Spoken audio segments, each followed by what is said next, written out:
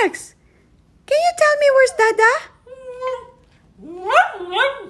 I saw him a while ago here. Where is that? Huh? Tell me, I don't want you to cry. Okay, just talk.